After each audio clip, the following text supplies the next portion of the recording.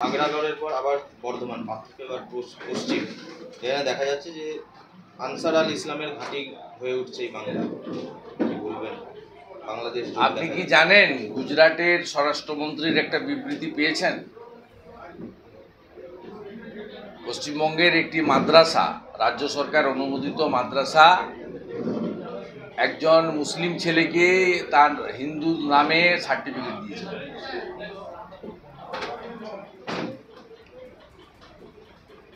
আমাদের লড়াইটা কোনো ধর্ম সম্প্রদায়ের বিরুদ্ধে নয়। পশ্চিমবঙ্গটাকে কার্যত ভারতবর্ষের বাইরে নিয়ে যাওয়ার চেষ্টা হচ্ছে, সংবিধানের বাইরে, এবং এর ফলে দ্রুত ডেমোগ্রাফি চেঞ্জ হচ্ছে। ৭২টা জায়গায় বিএসএফকে কাঁটাতার লাগানোর জন্য জমি দেওয়া হচ্ছে না, এবং কার্যত পশ্চিমবঙ্গ যেদিকে যাচ্ছে, এখনও যারা রাষ্ট্রবাদী ভারতীয়ত্বে বিশ্বাস করেন, সে হিন্দু হতে পারে, মুসলিম হতে পারে, তারা এখানকার যে আঞ্চলিক দলকে সমর্থন করে যাচ্ছেন উগ্র সাম্প্রদায়িকতার প্রচারে এবং কিছু শর্ট টার্ম প্রফিটের জন্য, মানে মাসের শেষে কিছু টাকা পাওয়ার জন্য। আলটিমেটলি ফিউচারটা শেষ হয়ে যাচ্ছে, এবং তাই এখানে যারা এইসব কাজ করেন তাদেরকে সংরক্ষণ দেন মমতা বন্দ্যোপাধ্যায়। সেই কারণে এই নির্বাচনেও স্ট্রং কমিউনাল কার্ড খেলেছেন মমতা ব্যানার্জি, এবং তিনি ভারত সেবাশ্রম সংঘ, রামকৃষ্ণ মঠ মিশন, ইসকন কাউকে বাদ দেননি। তাতে তিনি সাকসেস, কারণ ভারত সেবাশ্রম সংঘ, ইসকন এবং স্বামী প্রণবানন্দের যে আদর্শ, তার বাইরে থাকা লোকজন খুব কনসলিডেট হইতে মমতা ব্যানার্জিকে ভোট দিয়েছে। তার রাজনীতিতে তিনি সফল। উল্টো দিকে পশ্চিমবঙ্গ এবং ভারতীয়ত্ব রাষ্ট্রবাদ এখানে বিপন্ন। আজকে যার আত্মবলিদান দিবস এখানে আমরা উপবিষ্ট হয়েছি, তার লড়াইটা ছিল যে হিন্দুরা যাবে কোথায়। 1947-এর 20শে জুন পশ্চিমবঙ্গ বিধানসভাতে 58-21 ভোটে হিন্দুদের হোমল্যান্ড হিসেবে পশ্চিমবঙ্গ তৈরি করে দিয়ে গেছিলেন ডক্টর শ্যামাপ্রসাদ মুখার্জি। তিনি আজ থেকে 77-78 বছর আগে যা ভেবেছিলেন, পশ্চিমবঙ্গে আজকে তাই হচ্ছে। দুর্ভাগ্যজনক হলেও এটা সত্যি যে আমরা রাষ্ট্রবাদী যারা এখনও প্রায় 70%-এর কাছাকাছি, তাদেরকে আমরা পশ্চিমবঙ্গে অ্যাজ এ হোল ঐক্যবদ্ধ করতে পারছি না। এই লড়াই চলবে, এবং এই ধরনের ঘটনা বন্ধ করার জন্য আমাদের কাজ চলবে। আমি ব্যক্তিগতভাবে অত্যন্ত খুশি যে নন্দীগ্রাম বিধানসভাতে আমি 70% হিন্দুকে কনসলিডেট করতে পেরেছি। এইটা পশ্চিমবঙ্গে যেদিন হবে সেদিনকেই একটি রাষ্ট্রবাদী সরকার হবে, এবং এই ধরনের শরণার্থী নয়, অনুপ্রবেশকারী, সে সিমি হতে পারে, পিএফআই হতে পারে, জামাত হতে পারে, হেফাজত হতে পারে, রাজাকার হতে পারে, তাদের এই আইন ভাঙার কাজ, দেশবিরোধী কাজ সম্পূর্ণভাবে বন্ধ হবে। দাদা, এনডিএর ডিজিকে সরিয়ে দেওয়া হলো, নতুন ডিজি করা হয়েছে প্রদীপ সিং খাড়গে। ভারত সরকার এবং তার যিনি নেতৃত্ব দিচ্ছেন যশস্বী প্রধানমন্ত্রী নরেন্দ্র মোদীজি করাপশান এবং ইললিগাল অ্যাক্টিভিটিজে তার জিরো টলারেন্স। পশ্চিমবঙ্গে এই ধরনের ঘটনা প্রত্যেক মাসে প্রত্যেক দিন ঘটে। অ্যাকশন তো না হয় না, উল্টে সুপ্রিম কোর্ট পর্যন্ত যায় পশ্চিমবঙ্গ সরকার চোরেদের বাঁচানোর জন্য। মধ্যশিক্ষা পর্ষদ থেকে শুরু করে school service commission, primary council board, পশ্চিমবঙ্গে যা যা ঘটেছে 3-3.5 বছরে, মানে ঘটেছে আগেই, সামনে এসেছে। ওটা বিজেপির জন্যই সামনে এসেছে। সিপিএমের সঙ্গে যে সেটিং ছিল তো আগেও প্রমাণ হয়েছে, এবারেও প্রমাণ হয়েছে। আমরা 3.5 বছর মেন অপোজিশনে আছি বলেই আমরা সামনে এনেছি।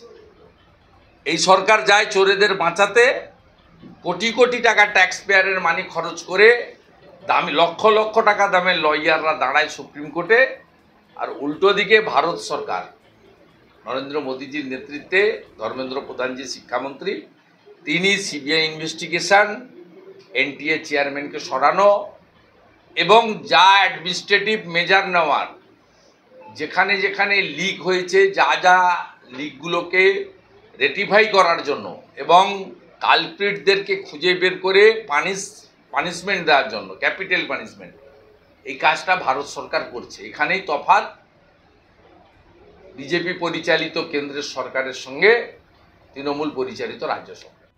যে সবজি বাজার রয়েছে আকাশ মূল্য, মূল্য একদম আকাশ হয়ে গেছে, কি বলবেন? পাওয়া যাচ্ছে তো 1-2 হাজার টাকা মাসে, তাতে হয়ে যাবে। এদিকে বেরোলে তো ওদিক থেকে তুলতে হবে, ওই জন্য ইলেকট্রিক বিল 2 টাকার জায়গায় 8 টাকা দিতে হবে। তো মেনে নিয়েছি আমরা মেনে নিয়েছি। তো সিএসসি 600 কোটি টাকা চাঁদা দেবে, 400 কোটি টাকা চাঁদা দেবে, সিএসসি মালটা তুলবে কোত্থেকে? আপনার উপর থেকে। মালটা তো তুলতে হবে, তাই আপনি তো মালের দায়িত্ব তো আরোহী, খেলা তো আপনাকে বুঝতে হবে। দেউলিয়া সরকার বলছে স্কুলগুলোতে ইলেকট্রিক জ্বালাবেন না, অপচয় বন্ধ করুন। কত দেউলিয়া হয়ে গেলে না হলে চিৎকার করে, আরো চিৎকার করবে। এফআরবিএম এর সিলিং তো ক্রস করে গেছে, পাবেন না তো ঋণ, আর ঋণ তো নিতে পারবেন না। ঋণের সিলিং এফআরবিএম ক্রস করে গেছে, কেরালার থেকে খারাপ অবস্থা হবে। ওয়েট, দেখতে থাকুন। চারিদিকে ধোঁয়া উঠছে, শিল্প হচ্ছে। এখানে মোট 60 জন ঘর ছাড়া কর্মী রয়েছেন, তাদের মধ্যে অনেক মহিলারাও রয়েছেন, বয়স্ক লোকরাও রয়েছে, এবং আরো প্রায় 14 জন পাশাপাশি আত্মীয়দের বাড়িতে আছেন।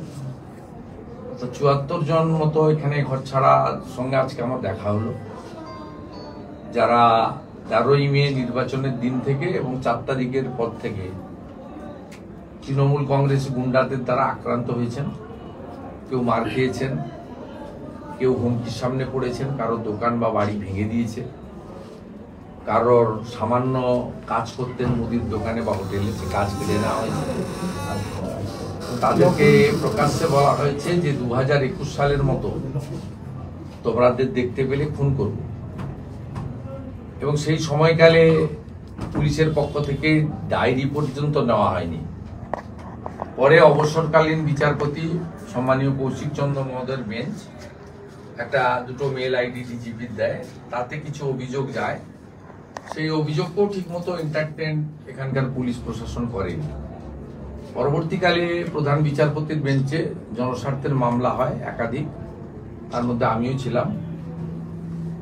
প্রধান বিচারপতির পক্ষে মাননীয় হরিশ ট্যান্ডন সম্মানীয় বিচারপতির যে বেঞ্চ, ডবল জাজেস বেঞ্চ, সেই বেঞ্চ থেকে কিছু অর্ডার হয়েছে এবং সেন্ট্রাল ফোর্সের এক্সটেনশনও হয়েছে। 26 তারিখ সেই মামলা আছে, এবং 26 তারিখের মধ্যে রাজ্য পুলিশকে একদম সুনির্দিষ্ট নির্দেশ দিয়েছেন উচ্চ ডিভিশন বেঞ্চ, সমস্ত ঘর ছাড়াদের প্রোটেকশন দিয়ে বাড়িতে ঢোকাতে হবে। আমরা আশা করব, এখনো তো 2 দিন বাকি আছে, বুধবার 26 তারিখ, সবাইকে বাড়িতে ঢোকানোর তারা ব্যবস্থা করবেন, নিরাপত্তা দেওয়ার ব্যবস্থা করবেন।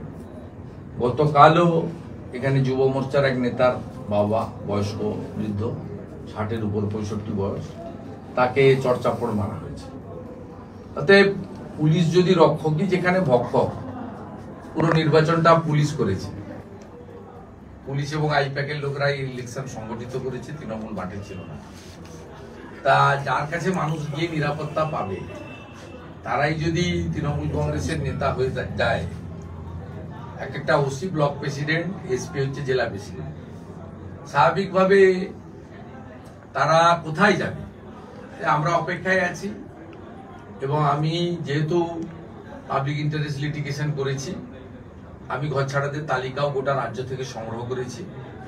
আমার কাছে প্রায় 3-3.5 হাজার নামের তালিকা এসেও গেছে।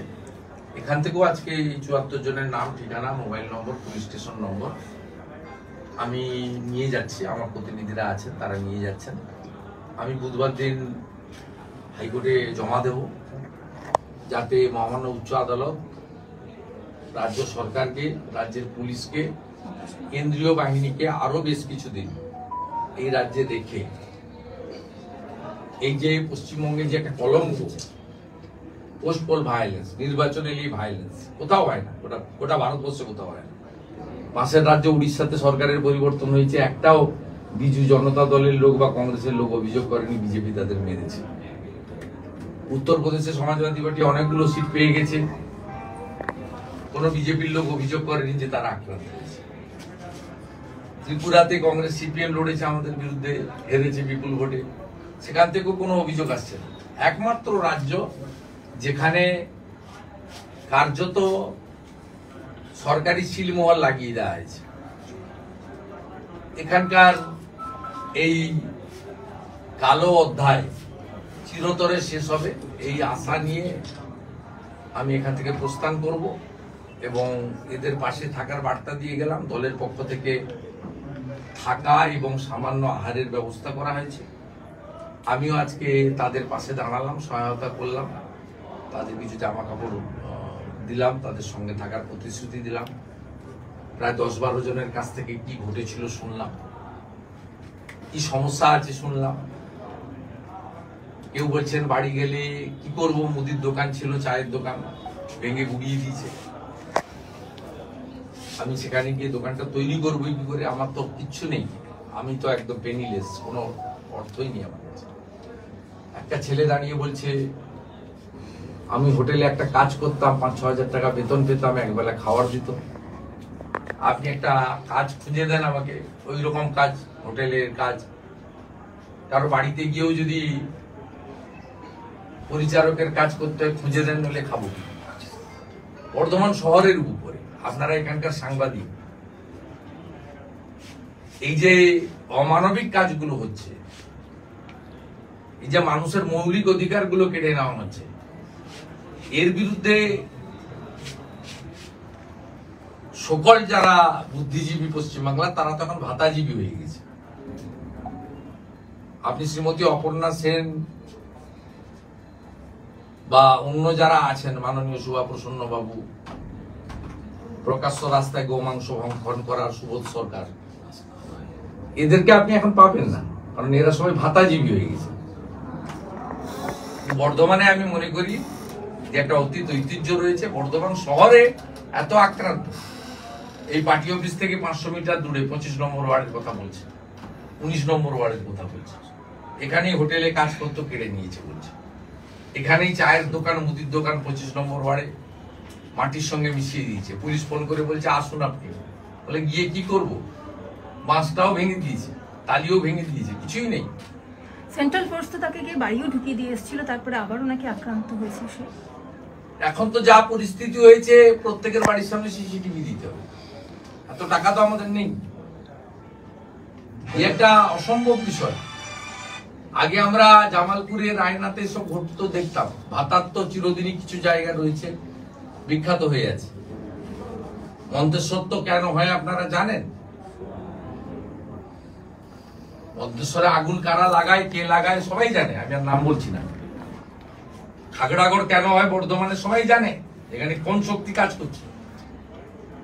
যে সংগঠনগুলোকে ভারত সরকার নিষিদ্ধ করেন দেশ বিরোধী কাজের জন্য, পিএফআই বলুন, সিমি বলুন, তারা এখানে পুনর্জীবিত হয়, তাদেরকে এখানে বাঁচিয়ে রাখা হয়। ভোট ব্যাংকের রাজনীতি আগে সিপিএম করতো, এখন সেটা তৃণমূল সেই কাজটা করত।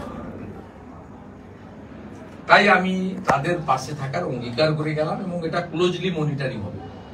জেলা প্রেসিডেন্ট করছে, তার টিম কাজ করছে, আমিও পার্সোনালি মনিটরিং করব, করে আবার বুধবারের পরে বসা হবে, বা আমার প্রতিনিধি আসুক, আমি আসি, কথা বলে বলে প্রত্যেককে, আমাদের এই বুথ কর্মীদেরকে আমরা বাঁচিয়ে রাখবো। তাদেরকে সবাইকে হয়তো বাড়ি ফিরিয়ে দেওয়ার পরিবেশ দিতে পারবো না পুলিশ সহযোগিতা না করলে, আমাদের লিমিটেশন আছে, কিন্তু তাদেরকে বাঁচিয়ে রাখার গুরু দায়িত্বটা আমাদের, আমরা করবো। কারণ তারা মাথা নত করতে চায় না। তৃণমূলের এখন দুটো কথা, ঝান্ডা ধরে সারেন্ডার করো, যেমন করেছে দক্ষিণ 24 পরগনার মথুরাপুরের কৃষ্ণপুরের গ্রাম পঞ্চায়েতকে, মাথা ভাঙাতে একটা পঞ্চায়েতকে কোচবিহারে, এখানে বলছে যে স্যারেন্ডার করে পতাকা ধরো। আর তৃণমূল মানেই তো টাকা নিতে হবে, চোর সবাই জানে। গরিব লোক হলে 30,000 50,000, আর একটু সচ্ছল হলে 2 লাখ 3 লাখ, আর একটু পয়সা মারা লোক হলে 5 লাখ টাকা তাদের চাই। শুধু তাই নয়, এখানে যে রাইস মিল গুলোতে আছে যাদের লেবারদের বেতন অ্যাকাউন্টে ঢোকে, প্রভিডেন্ট ফান্ড কাটা হয়, বিজেপি করার অপরাধেও তাদের কাজকর্ম বন্ধ করা হয়েছে। সেটাও আমরা প্রথমে রাইস মিল অ্যাসোসিয়েশনকে জানাচ্ছি। তারা যদি এটা টেক আপ না করে তাহলে আমরা এটা আইনের আশ্রয় নেব। দাদা 74 জনের কথা যেটা বলছেন তারা কি পার্টি অফিসে আশ্রয় নিয়েছেন নাকি না? আপনাকে তো পুরো হিসাবটাই বললাম। 60 জন এখানে থাকেন, রাত্রিবাস করেন, আর এক্সট্রা 14 জন আত্মীয়র বাড়িতে থাকেন, এখানে পরিষেবাটা গ্রহণ করেন। শুভেন্দু অনেক শুরুতেই একবার ডিটেইলস রাইস মিলে কতজন কর্মী? আমি এক্সাক্ট বলতে পারবো না, 10 তো নিশ্চয় হওয়া উচিত, 8-10 জন তো অনেক পড়ুয়াও রয়েছে যাদের পড়াশোনারও ক্ষতি হচ্ছে, যেটা আমি এখানে একটু জেনেছি। আমাকে প্রশ্ন করছেন, তাদের আপনার সঙ্গে এসপির কথা হয় না? এসপির সঙ্গে প্রশ্ন, আপনারা কি পদক্ষেপ নিচ্ছেন? আমরা আমাদের মধ্যে নিচ্ছি বলেই তো এখানে আশ্রয় শিবির, খাওয়া দাওয়ার ব্যবস্থা করা, তাদের প্রাইমারি ট্রিটমেন্ট করা। আমি আজকে এসেছিলাম, ওদেরকে গার্মেন্টস দিলাম, কিছু পকেট মানি দিলাম, সব করা হচ্ছে। তাদেরকে বইপত্র যাতে কিনে এখানে যাতে থেকে যেতে হবে। আমরা বুধবার দিন কোর্ট যেহেতু একটা নির্দেশ দিয়েছে শুক্রবার, বুধবার তো কাছে, নকিং দা ডোর 26 তারিখ, যাতে ঢুকিয়ে দেওয়া হয় সে কথা বলেছেন। এবারে হাইকোর্টের ডিভিশন বেঞ্চের অর্ডার পুলিশ মানবে কিনা পুলিশের ব্যাপার। এখানে তো কোর্টকেও মানে না পশ্চিমবঙ্গে, ওই জন্য এই রাজ্যের মুখ্যমন্ত্রীকে 5 লক্ষ টাকা ফাইন জমা দিতে হয় কলকাতা হাইকোর্টের বারে। ওটা ভারতবর্ষে কোথাও পায় না স্বাধীনতার পরে। দাদা গতকাল কাঁকসা থেকে তো জঙ্গি সন্দেহে এক ছাত্রকে গ্রেফতার করা হয়েছে, এবং ঠিক 10 বছর আগে এই বর্ধমানে কাঁকসা থেকে এটা গতকাল হয়েছে, আর 10 বছর আগে বর্ধমানে খাগড়াগড়ে। আমি আগেই বলেছি পিএফআই, সিমি, জামাত, হেফাজত, আপনার বর্ধমান থেকেই সিএ কে এনআরসির নাম করে দাঙ্গা তো এখান থেকে সিদ্দিকুল্লাহ শুরু করেছিল। মনে নেই আপনার 2019 সালে কি হয়েছিল? আজকে সিএ ইমপ্লিমেন্ট হয়েছে, কোন লোকের নাগরিকত্ব গেছেনি। সিএ হচ্ছে নাগরিকত্ব দেওয়ার আইন। সেদিনকে কি বলেছিল এই বর্ধমানে, এই যে জাতীয় সড়ক অবরোধ করেছিল মাদ্রাসার ছাত্রদের নিয়ে, যারা 18 বছর পেরোয়নি, নাবালক, সিদ্দিকুল্লাহ চৌধুরী দাঁড়িয়ে থেকে এখানে অবরোধ করে প্রথম আগুনটা জ্বালিয়েছিলেন তো এই বর্ধমান থেকে। তো বর্ধমানেই তো খাগড়াগড় কাণ্ড, কারা যুক্ত জানেন না? গুজরাটের স্বরাষ্ট্রমন্ত্রীর প্রেস স্টেটমেন্ট দেখুন। একটা মুসলিম লোক, তাকে হিন্দু নাম দিয়ে এই বর্ধমান থেকে মাদ্রাসা থেকে সার্টিফিকেট দেওয়া হয়েছে, তার নাম পরিবর্তন করে দিয়েছে মাদ্রাসা থেকে। দেশ বিরোধী কাজের আগড়া হয়েছে। এটা হিন্দু মুসলমানের বিষয় নয়, এটা ভারতীয়দের সঙ্গে অভারতীয়দের লড়াই। যারা অরিজিনাল ভারতীয় মুসলিম তাদেরকেও ভেবে দেখা উচিত যে খাল কেটে কুমির নিয়ে আসা হচ্ছে, তাদেরও জমি যাবে, তাদেরও রেশনে ভাগ পড়ছে। এটা ভারতীয়দের সঙ্গে অভারতীয়দের রাষ্ট্রবিরোধীদের লড়াই, এখন হিন্দু মুসলমানের লড়াই নয়। বাংলায় কি জঙ্গি মডিউল আবার সক্রিয় হচ্ছে? কি মনে হচ্ছে? জঙ্গিদেরই তো সরকার। সিমির সঙ্গে যুক্ত থাকা ইমরানকে রাজ্যসভায় পাঠায়, সাম্প্রদায়িক সম্প্রীতি নষ্ট করেন যিনি, তার সিদ্দিকুল্লাহ চৌধুরী রাজ্য মন্ত্রিসভায় স্থান পায়। তার যোগ্যতারই তো সরকার। সরকারটা কি ভদ্রলোকে নেই? 72টা জায়গায় বিএসএফ কে মেলা তৈরি করার জন্য, কাঁটাতার দেওয়ার জন্য জমি দেয় না মুখ্যমন্ত্রী। ল্যান্ড অ্যাকুইজিশন তো কালেক্টরের হাতে। 72টা জায়গা উন্মুক্ত পশ্চিমবঙ্গে, যেখান দিয়ে যে কেউ বাংলাদেশ থেকে ঢুকতে পারেন, বেরোতে পারেন। স্বরাষ্ট্রমন্ত্রী অমিত শাহজি নবান্নতে এসে মিটিং করেছিলেন এই জন্য 2022 সালে, রিজিওনাল মিটিং। আমরা যখন জিজ্ঞেস করেছিলাম ওনাকে যে আপনি এসেছিলেন কেন, বলে আমার মূল উদ্দেশ্য ছিল এই মিটিংটাও করা, সাথে সাথে মুখ্যমন্ত্রীকে অনুরোধ করা যে দেশের স্বার্থে আপনি 72টা জায়গায় খোলা আছে, আপনি জমি দেন, বিএসএফ কাঁটাতার জুটতে পারছে না, প্রোটেক্টেড হচ্ছে না আমাদের দেশের সীমান্ত। এখনো যারা আপনাদের মধ্যে বা অন্য যারা তৃণমূলকে ভোট দেন, প্লিজ রিথিঙ্ক। কোন জায়গায় যাচ্ছে কল্পনাও করতে পারছেন না আগামী 10 বছর পরে কোথায় যাবে পশ্চিমবঙ্গ। দাদা সোনারপুরে তো সোনারপুরে যে কাউন্সিলর অফিস ঢুকে গতকাল যে মারধরের ঘটনা ঘটেছিল, সেখানে 3 জন গ্রেপ্তার হয়েছে তৃণমূলে। আর কাউন্সিলর নিজে বলছেন যে ভয়ে আছি, আতঙ্কে আছি, অফিসে বসতে ভয় পাচ্ছি। কি বলবেন? তৃণমূল কাউন্সিলর ভয় পাচ্ছে অফিসে বসতে। এরকম হয়। আর আবুল ইসলামকে জেল খাটালো কারা? এই তৃণমূলের সব জায়গায় আছে টিম, বি টিম, পিসির টিম, ভাইপোর টিম, যুবর টিম, মাদারের টিম। জয়ন্ত নস্কর মারাই গেলেন অসুস্থ হয়ে। সেখানে যুব বলে একটা পার্টি আছে শকত মোল্লার, মাদার বলে একটা ছিল জয়ন্ত নস্কর। এ মডেল সর্বত্র আছে, চারিদিকে একই মডেল। এখানেও মডেল আছে, রাসবিহারীর মডেল, খোকনের মডেল। সব জেনে কেন প্রশ্ন করছিলাম? দাদা কলকাতায় তো 2 কাউন্সিলরের মধ্যে যে গন্ডগোলের ঘটনা, সেই ঘটনা তো দেখা গেল তৃণমূল 2 কাউন্সিলরকে শপথ করছে। আবার কুণাল ঘোষ বলছে যে হুঁশিয়ারিদের না, আমি বলবো না, বিরাট মাকে বলতে হবে। প্রশ্নটা ওটা মনীষীদের কথা না, কুণাল ঘোষ দলের উদ্দেশ্যে আমি মনীষীদের কথা উত্তর দেবো। আমি ছোটখাটো লোক আইন দাদা ওই প্রশ্নটা অন্য দাদা প্লিজ। প্রশ্নটা হচ্ছে আমি এই প্রশ্নের উত্তরই দেবো না, বলুন। আর কিছু আছে ছেড়ে দেন, আমার আরো কাজ আছে। না ওরা প্রশ্নটা হচ্ছে তৃণমূলকে মানে সংশোধনের রাস্তায় হাঁটছে। এটাই বলতে এই যে বিভিন্ন জায়গায় শাস্তি দিচ্ছে, দেখা যাচ্ছে বিজেপির ফলাফল ভালো, তৃণমূলের ফলাফল খারাপ শহর অঞ্চলগুলোতে। সেখানে না না, এরকম হলে আপনার এখানে 74টা লোক থাকতো না। বর্ধমান নট অনলি মানে একটা টাউন, বর্ধমানে খুব বড় পশ্চিমাঞ্চলের হেডকোয়ার্টার বলে মনে করি আমরা। বর্ধমান শহরে জাতীয় সড়কের গায়ে ঘর ছাড়াদের নিয়ে দেখা করতে আসা দুপুরবেলা তৃণমূল যদি একটুও শুধরাতো 21 সালের ভোটের মানে ভোট পরবর্তী হিংসা থেকে, তাহলে এবারে এই জিনিস হতো না। সেন্ট্রাল ফোর্স আছে, সেন্ট্রাল ফোর্স চলে গেলে কি মনে হয় যে সেন্ট্রাল ফোর্স আছে মানে প্রেজেন্স আছে। সেন্ট্রাল ফোর্স কার কন্ট্রোলে? গাড়ি provide by the state police, গাড়ি driver control by the local police station, central force guided by the local police SI or SI. ঘটনা ঘটছে সেন্ট্রাল ফোর্সের কন্ট্রোল রুমে, অভিজিৎ দা ফোন করছে আপনার সমুদ্রগড়ে কিছু ঘটছে। সমুদ্রগড়ে যাওয়ার অনেকগুলো রাস্তা আছে, সোজা এনএইচ দিয়ে না গিয়ে সমুদ্রগড়ে যাওয়ার জন্য যদি কাটোয়া দিয়ে ঘুরে কালনা হয় মেমারি হয়ে যায়, তাতে কত 3-4টে রাস্তা আছে।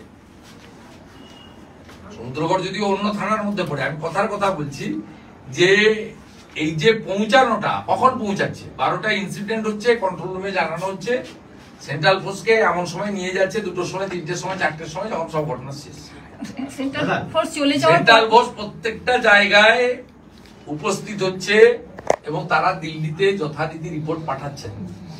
সেই কারণে কেন্দ্রীয় সরকারের লয়ার কোর্টে দাঁড়িয়ে বলেছেন যে পরিস্থিতি এখনো নরমাল নয়, মহামান্য কোর্ট যতদিন চাইবেন ততদিন 400 কোম্পানি, প্রায় 40,000 কেন্দ্রীয় বাহিনী রাজ্যে ভারত সরকার রাখতে রাজি আছে উইদাউট এনি কস্ট। এই জন্যই বলেছি। কিন্তু central force guided by the, control by the, transport provide by the state police, যার নাম ছোট করে মমতা পুলিশ বলা হয়। যে পুলিশ এই নির্বাচনে তৃণমূলের ক্যাডারের থেকেও নিচে নেমে এখানকার ওসি, আইসি, এসপিদের বাপ মা মরা দায় পড়লে যেমন হয় তেমন ভাবে নির্বাচন করেছে।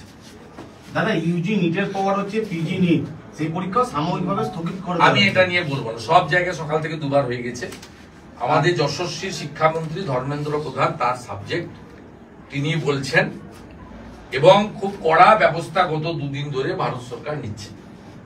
ভারত সরকার মেধা নিয়ে, ভবিষ্যৎ প্রজন্মকে নিয়ে এতটুকু কোনো ত্রুটি থাকুক, 0 টলারেন্স নীতি নিয়ে চলছে। আমরা যেটা দেখতে পাচ্ছি অ্যাকশন গুলোতে।